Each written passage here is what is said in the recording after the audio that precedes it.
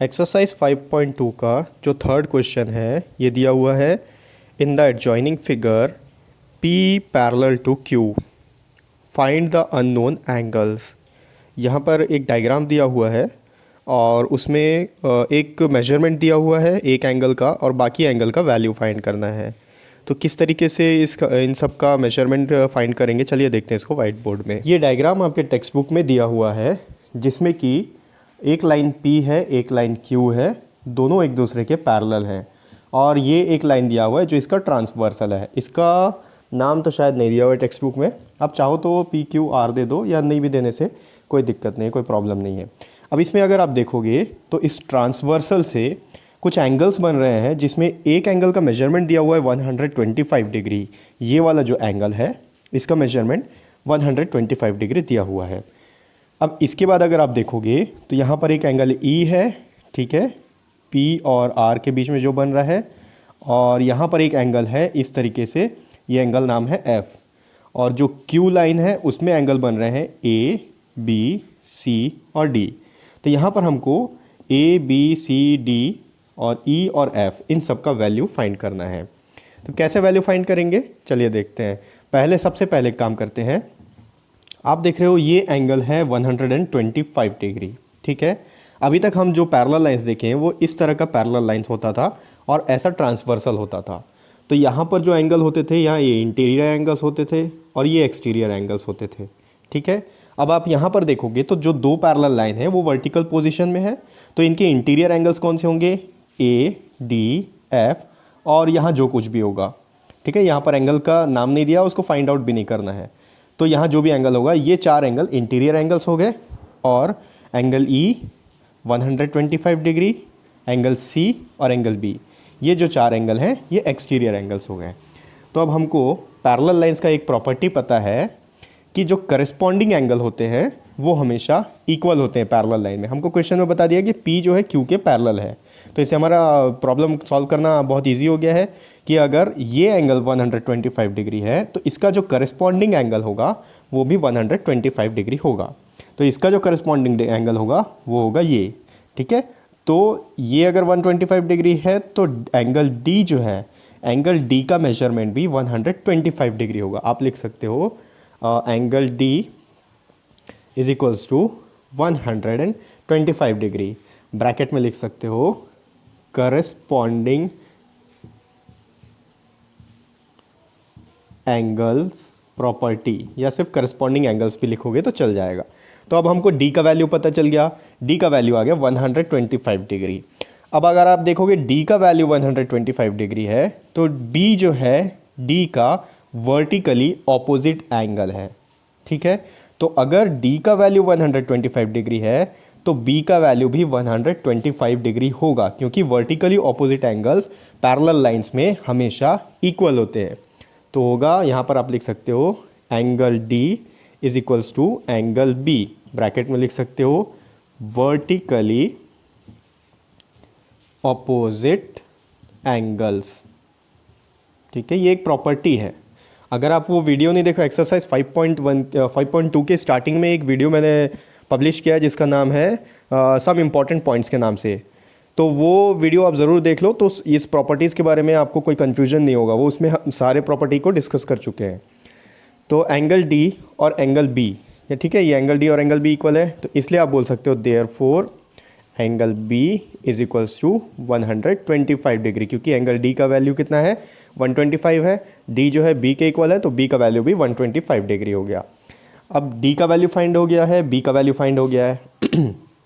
अब हमारे पास parallel lines का एक प्रॉपर्टी है कि the sum of interior angles on the same side of transversal are supplementary. इसका मतलब ट्रांसवर्सल के सेम साइड में जो भी इंटीरियर एंगल्स होंगे उनका जो सम होगा वो 180 डिग्री होगा, ठीक है। जब भी दो पैरेलल लाइन होंगे और ये ट्रांसवर्सल काट रहा है उसको आप देखो, तो यहाँ पर इंटीरियर एंगल F और एंगल D है, तो इसका मतलब एंगल F और एंगल D का जो सम होगा वो 180 डिग्री होगा।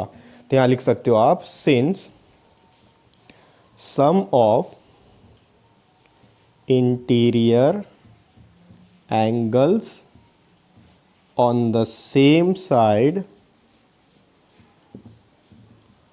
of transversal in a parallel line are supplementary या is 180 डिग्री। ठीक है, तो angle F plus angle 2D यहाँ लिखोगे therefore angle F plus angle D is equals to 180 degree. ठीक है, अब हमको एंगल D का मेजरमेंट जो है पता है, D का मेजरमेंट 125 डिग्री है। यहाँ पर पुट करेंगे angle F plus 125 is equals to 180 degree. अब 125 को अगर राइट साइड शिफ्ट करेंगे ये होगा angle F is equals to 180 minus 125।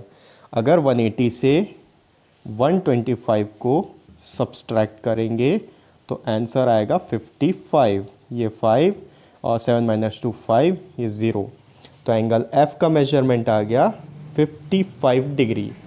Angle F का मेजरमेंट 55 डिग्री आ गया। ठीक है, अब आप देखो एंगल F जो है एंगल E का वर्टिकली ऑपोजिट एंगल है, तो इसका मतलब ये हुआ कि एंगल F और एंगल E इक्वल होंगे। यहाँ लिख सकते हो angle E is equals to angle F, bracket में लिख सकते हो वर्टिकली ऑपोजिट एंगल्स। ठीक है, अब एंगल E एंगल F के इक्वल है तो एंगल E का मेजरमेंट कितना हो जाएगा जितना एंगल F का मेजरमेंट है। एंगल F का मेजरमेंट अभी फाइंड आउट किया हम 55 डिग्री, तो ये हो गया 55 डिग्री। अब आप देखो एंगल D का मेजरमेंट फाइंड हो गया, एंगल E का फाइंड हो गया, F का फाइंड हो गया, B का फाइंड हो गया। अब बच गया एंगल A और एंगल C। यहाँ पर अगर आप देखोगे तो एंगल E और एंगल A ये दोनों करस्पॉन्डिंग एंगल्स हैं। ठीक है, अगर ये पैरेलल लाइन को आप इस तरीके से हॉरिजॉन्टली कर दो, या अभी वर्टिकल पोजीशन में आप अगर हॉरिजॉन्टल पोजीशन में कर दो तो ये इस तरीके से हो जाएगा, ये इस तरीके से, ये दोनों लाइन इस तरीके से हो जाएगा, और ये जो पैरेलल लाइन है ये इस तरीके से हो जाएगा। तो ये वाला एंगल और ये वाला एंगल, ठीक है, ये करस्पॉन्डिंग एंगल हो गए, और ये वाला एंगल और ये वाला एंगल करस्पॉन्डिंग एंगल हो गए। तो ये एंगल जो है ये आपस में करस्पॉन्डिंग थे 125 और D, और एंगल E और एंगल A ये भी करस्पॉन्डिंग एंगल्स हैं। तो इसका मतलब जितना वैल्यू एंगल E का होगा उतना ही वैल्यू एंगल A का होगा, क्योंकि पैरेलल लाइन में जो करस्पॉन्डिंग एंगल होते हैं वो इक्वल होते हैं। हम पहले पॉइंट में भी लिख चुके हैं। तो यहाँ लिखोगे angle E is equals to angle A, bracket में लिख सकते हो करस्पॉन्डिंग एंगल्स, या करस्पॉन्डिंग एंगल प्रॉपर्टी भी लिख सकते हो आप। ठीक है, अब E का वैल्यू आ गया था हमारा 55 डिग्री, तो यहाँ लिख सकते हो therefore angle A is equals to 55 degree. क्योंकि एंगल E का वैल्यू 55 डिग्री है इसलिए एंगल A का वैल्यू भी 55 डिग्री होगा।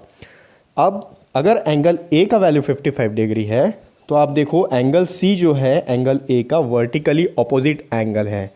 ठीक है, ये इस डायरेक्शन में बन रहा है और जस्ट उसका ऑपोजिट सेम वर्टेक्स से उसके वर्टिकल पोजीशन में एक एंगल बन रहा है एंगल C। एंगल A का वर्टिकली ऑपोजिट एंगल C है, तो आप बोल सकते हो angle A is equals to angle C।